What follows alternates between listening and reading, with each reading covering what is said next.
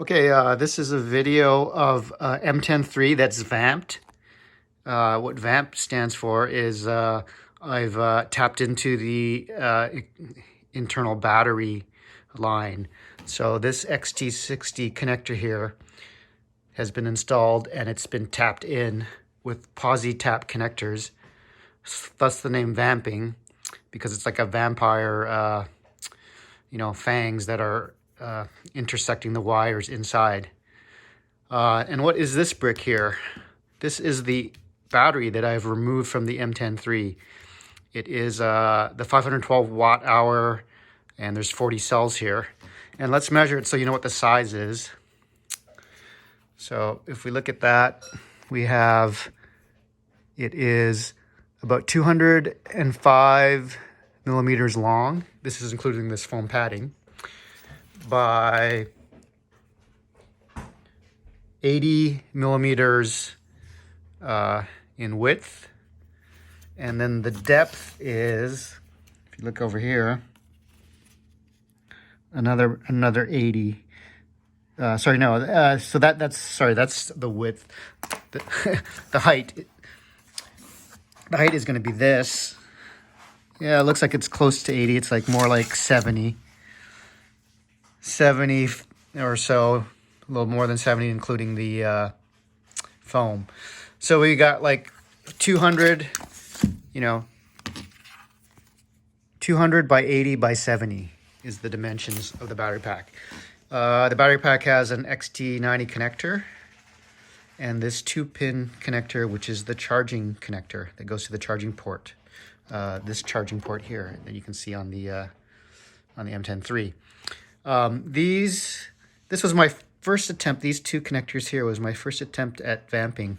They're not the posi-tap connectors. They're kind of a clamp connector. I don't know if you can see that. A clamp connector they put on that breaks the insulation. And then another connector fits into this slot here. So that's how you would tap those two wires. Now, the reason I took that off is because I didn't realize that I didn't want to tap at the battery. I want to tap at the controller board. And when I open the Mten3, you'll see that. Okay, so why do you want to vamp?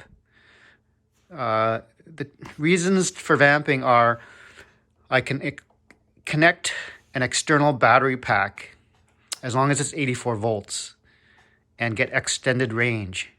So I put that external battery pack into a backpack, and I use a connector here, a leech connector, and I can get extended range.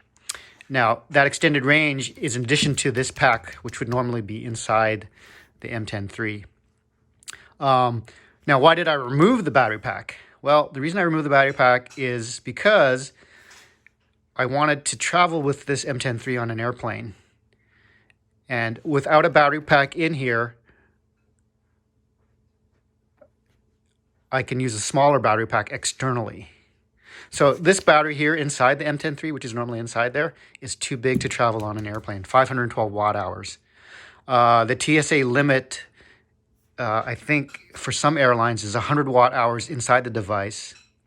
So, and that's pretty small. So you're not going to be able to travel with this big battery. But when I remove it from the Mten3 and the Mten3 is empty with no batteries inside it, and I use my Vamp XT60 connector, I can connect it to as many 100 watt hour batteries in series that I need to make up 84 volts.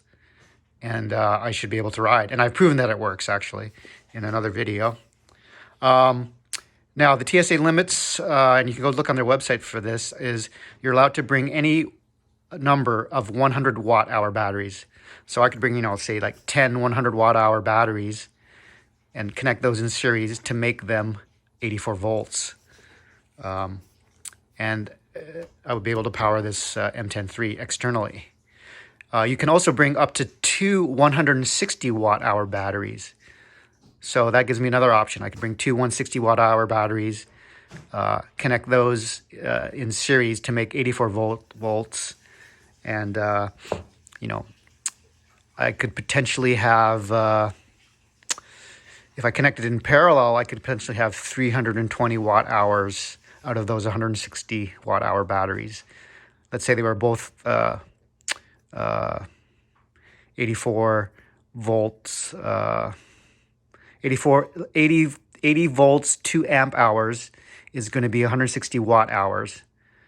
So I could connect two 80 volt batteries in parallel, and that would give me 4 amp hours if they were both 2 amp hour batteries. And that would give me 320 watt hours, which is pretty good. That's about half of what the 512 watt hour battery is here. So I'd probably get about 10-mile range on that. Anyways, okay, I think that's long enough for this video. I'm going to make another video where I put this battery back inside, and you'll see how I do that.